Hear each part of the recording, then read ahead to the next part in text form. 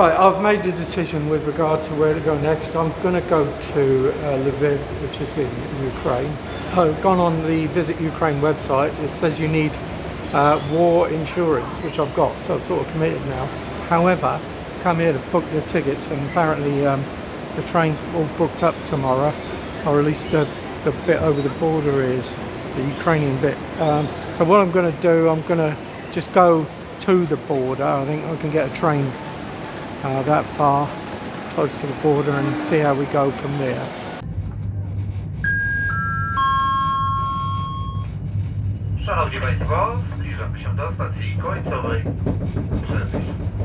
So I'm now on a Polish train heading for the Polish-Ukrainian border, Przemysl or something the town's called. We'll see if we can get a Ukrainian train when we get there to take us across the border. Okay, it is now 12:15 in the afternoon. We're just getting off the train. Right, so having got off the platform, I've spotted this sign. There's something written on it in English. Over here it says customs clearance.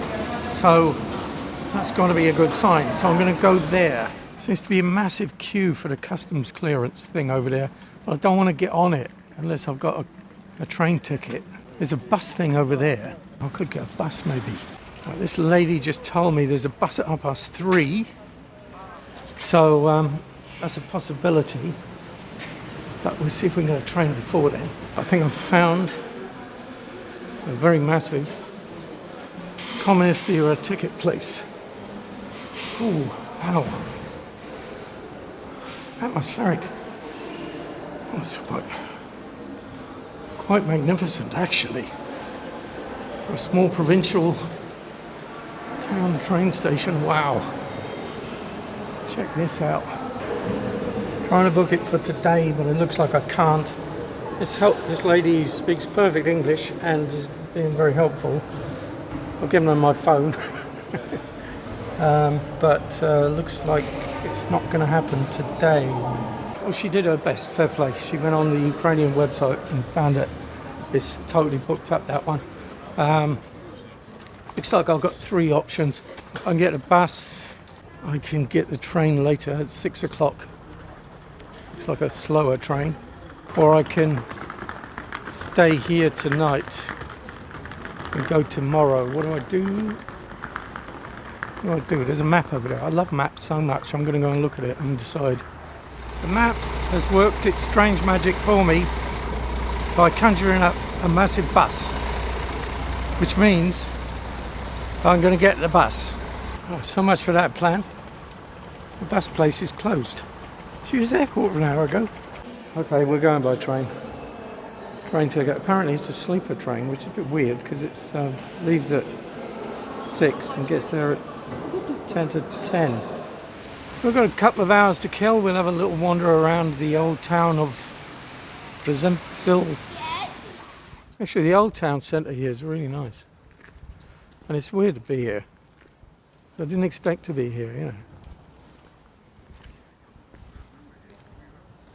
I like that. I like being in places I didn't expect to be in. Surprise. It's a tucked away little corner of southeast Poland. Well, that's it. I got through the customs and the Polish passport bit. Seemed all right, apart from standing in the rain in the queue for ages. It has got a bit of kind of a refugee vibe about it. Okay, this is my little sleeper train. I'm sleeping down there. I had to show my passport again. He'd never heard of New Zealand. Well, he'd heard of it, but I just showed him on a Google map where it was. He couldn't work it out from my passport. Maybe, I think I'm pretty sure I'm the only tourist here. This lady, hello, she's just told me she's just teaching me Ukrainian. Дякую. Дякую. Is thank you. Привет. Привет. Привет is hello. So now I can do everything. And she told me to download the air raid warning app, which I've also done. I may have been a bit naive before coming here, but it hasn't taken me long to realise I'm in a country that is at war. The instructions, I've just booked an Airbnb, the instructions are the lockbox is opposite the air raid shelter. This lady is telling me through Google Translate she's from Dnipro, which was under Russian occupation before it was liberated. And she looked pretty sad about it. That was quick. Here we are. This is Lviv. These trains are massive to get in and out of. Look at that. This reminds me of that scene in Casablanca in Paris. It's really dark. Okay, found a cash point machine. Got myself 1,000 something or others. It's funny, the announcements over the thing of the trains going to places. They're all places like I've heard on the news, like Zaporizhia. And there's a lot of people walking about in combat fatigues. Nice station. I know there's a curfew in this city. I don't know what time it goes from and to, but hopefully I won't break it. I'm going to try and find a taxi now. It's really dark out. I'm just going to go outside. It's sort of most stations when you go outside, it's bright, you know, but not this one.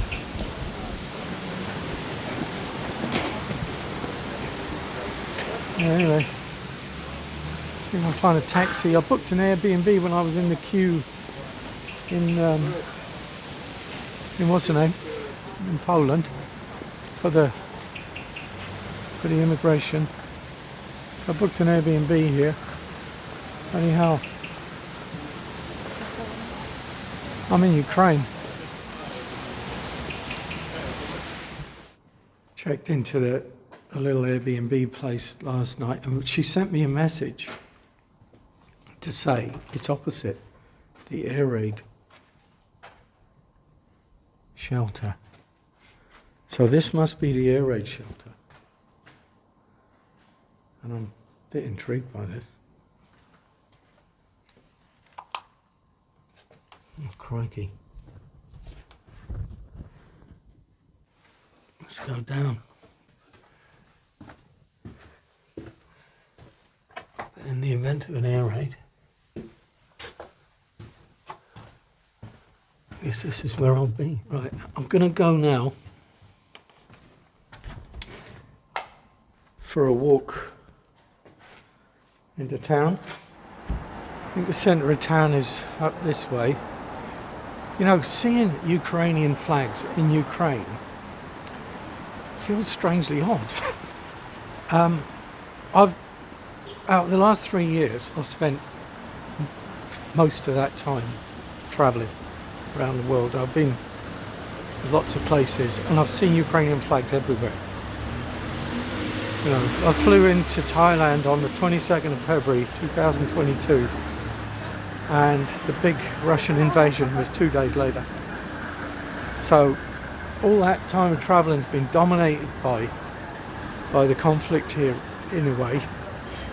And all around the world I've seen Ukrainian flags up in support of Ukraine. So seeing them here, I don't know, it sends a bit of a tingle down the spine somehow, I don't know, can't explain it. I think while I'm here in Ukraine, I think it's important for me to focus on not just what's weird to me, unusual for me, you know, stuff about the war. Because for most people here, you know, life goes on as normal, you know, they're just going about their daily business. You know, I'm not some sort of second-rate war correspondent. I'm a tourist, so let's go and do some tourism.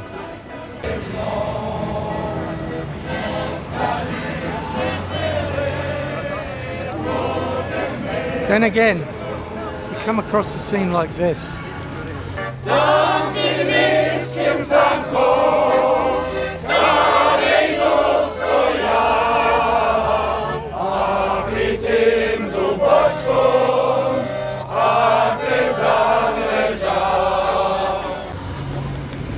singing patriotic songs with real fervour, collecting money for something. There's a picture of a serviceman on the picture.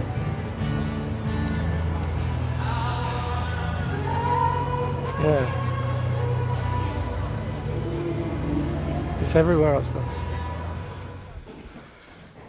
If you do come to Lviv, one thing I would recommend is the tourist information place, which was really good.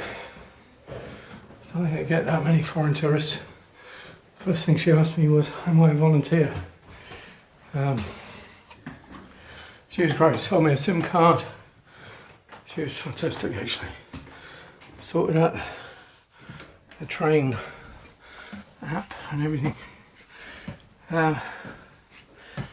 She also recommended I climb this enormous tower, for which I'm not thanking her at the moment. I don't know what the name of this is. Oh, here we go. We're free.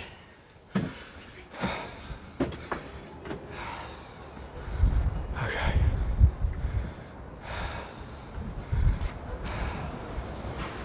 Welcome to Lviv. Some places affect you more than others, you know. And you don't know before you get there what it'd be like. I've done a bit of soul searching since I've been here.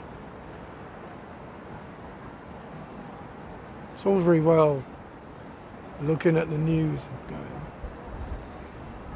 having big opinions. Real life's a bit different. It's not just one big game of chess.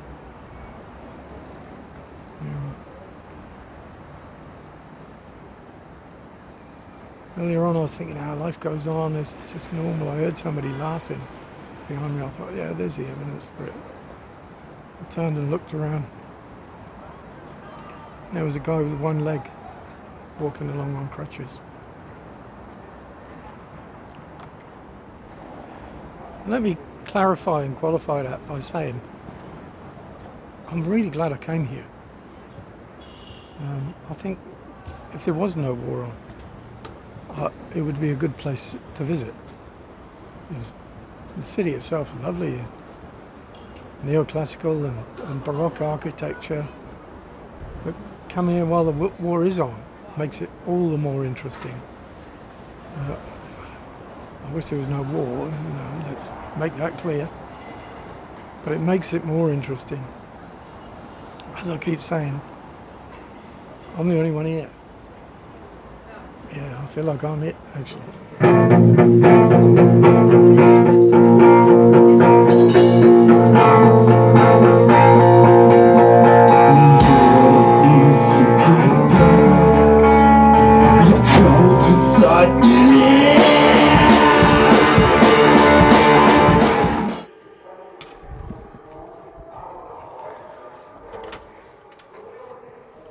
Just got woken up by an air raid warning.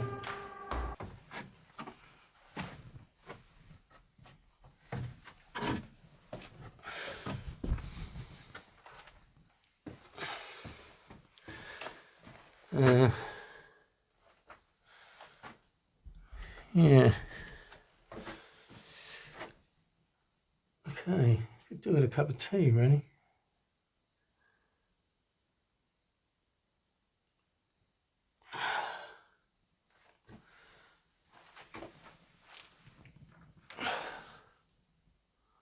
Oh, I do.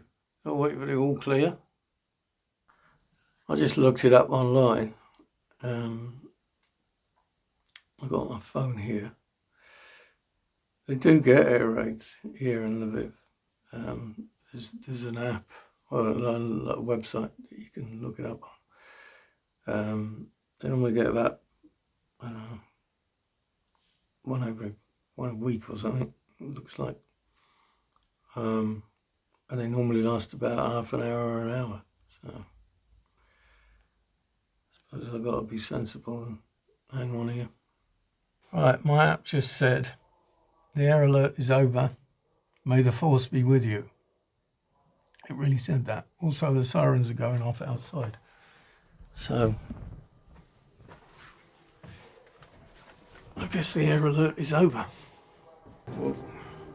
Turn the light off. That lasted about half an hour, I suppose. What is it now? It's about 8:30 in the morning. Cup of tea, I think. Every building in Eastern Europe, all the railway stations, this is a post office. They're all like palaces. Just came in here to buy some stamps. She asked me if I want to buy a thing to stick on my arm. And I said, yeah, okay. Then she said, do you want a key ring in the shape of a heart? I just couldn't say no. It's obviously all like to support the troops or support the people or something. So I said, yeah, okay. I said yes to everything. Then she gave me some fridge magnets.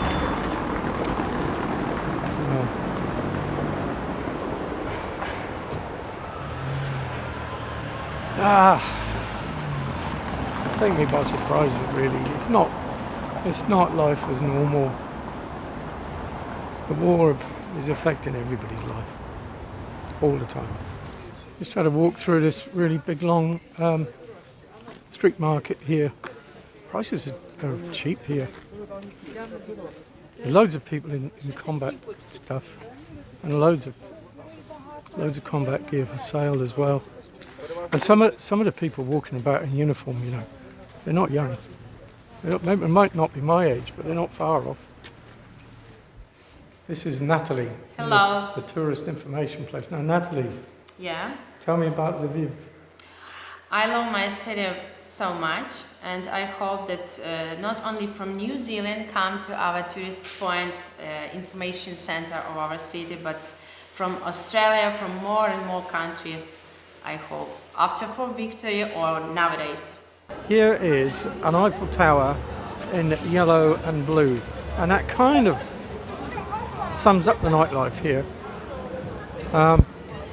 It's a Ukrainian spin on a kind of a Parisian vibe, I reckon. It's really nice. I mean, you know, have a look around.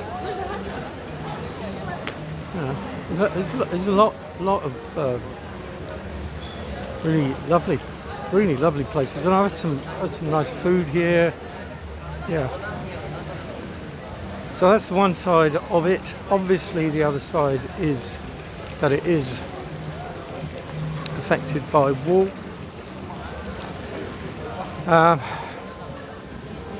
So it's a difficult one to summarise, difficult one to generalise about. But I'll leave you with this image, because I'm coming away from Lviv with a positive feeling.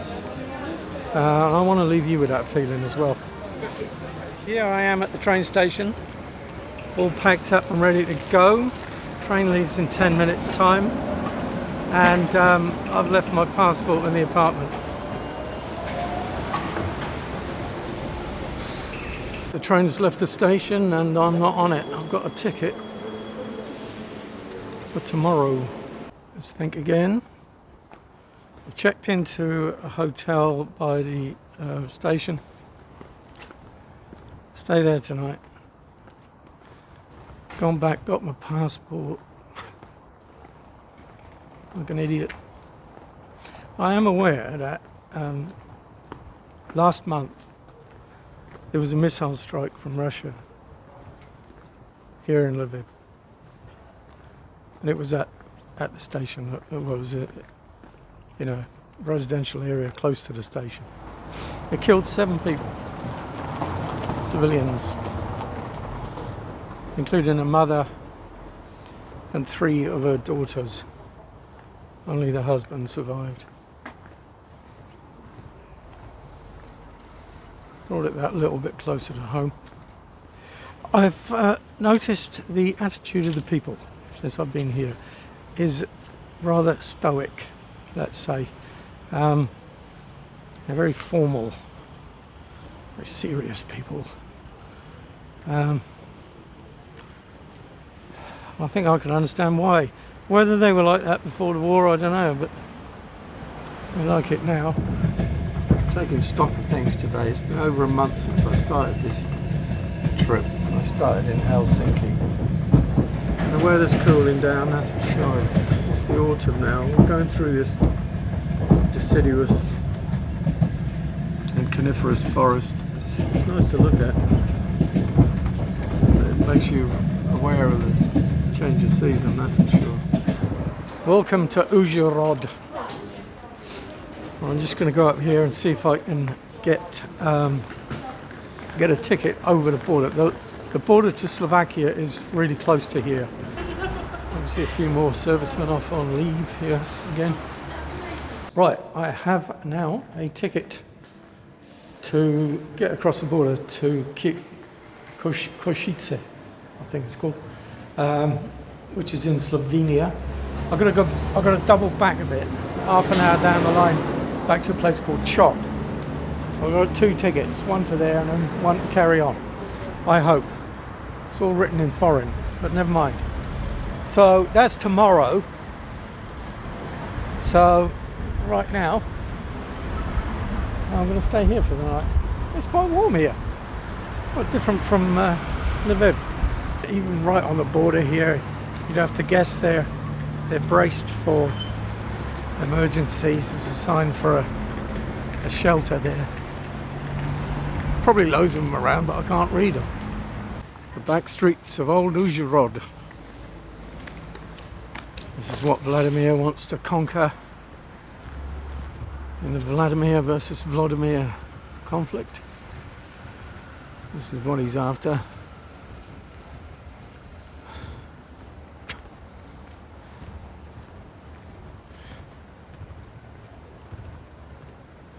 For my 10 cents worth,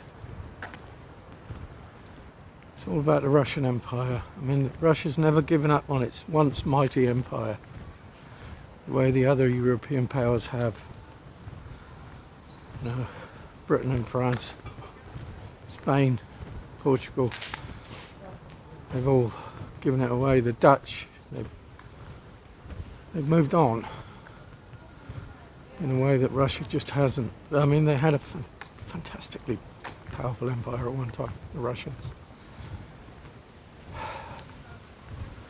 But it's over, guys. Vladimir Putin, if you are watching this,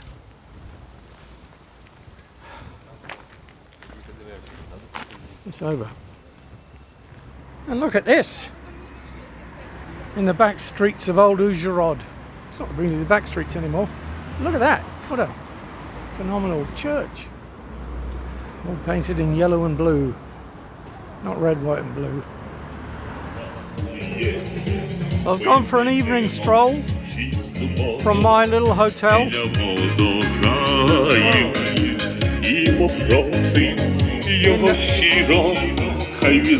good on. They got this crazy busking outfit. And check it out, man. Look at it. Little pedestrian bridge. Little riverside cafes down there. What's not to love? Look at it. Flags, everything. Idyllic. So here in Uzhhorod, next to what I've just discovered is the Uzh River, could be a good time to update my map. So I started this map off in Finland, up in Helsinki there, and this has been my route so far. So at the start of this video, I was in Krakow, and we went over the border to Lviv. Now today, we've gone down to Uzhhorod. So tomorrow, I know we've got to go down there through Chop. We're going to go across the border there into Slovakia. So the journey continues. So boarding my last Ukrainian train this morning, These Ukrainian trains haven't been included in my Eurail pass, so I've had to pay for them. But honestly, it's almost academic. They're so cheap. I am in the little town of Chop, and I've got about 4 hours to kill between trains, so I've gone for a bit of a stroll up to what appears to be a bit of a no man's land bit. Behind me here, a beautiful Orthodox church in Ukraine, and behind me over here, just the other side of those trees, is the Republic of Slovakia, where the currency is euros, and where they're a member of NATO, something for which I'm guessing they're extremely glad at the moment. I was doing a bit of videoing outside the station there earlier, and I was apprehended by a military guy, and I was videoing outside a military place. I didn't realise it. So he was very polite, but he asked me to come in, and he got a translator, and she came down and looked at my videos, and she said, "Oh, that's fine, carry on." Had a chat with her, and she said, "Good luck." And I said, "Well, good luck to you." And she said, "We need it."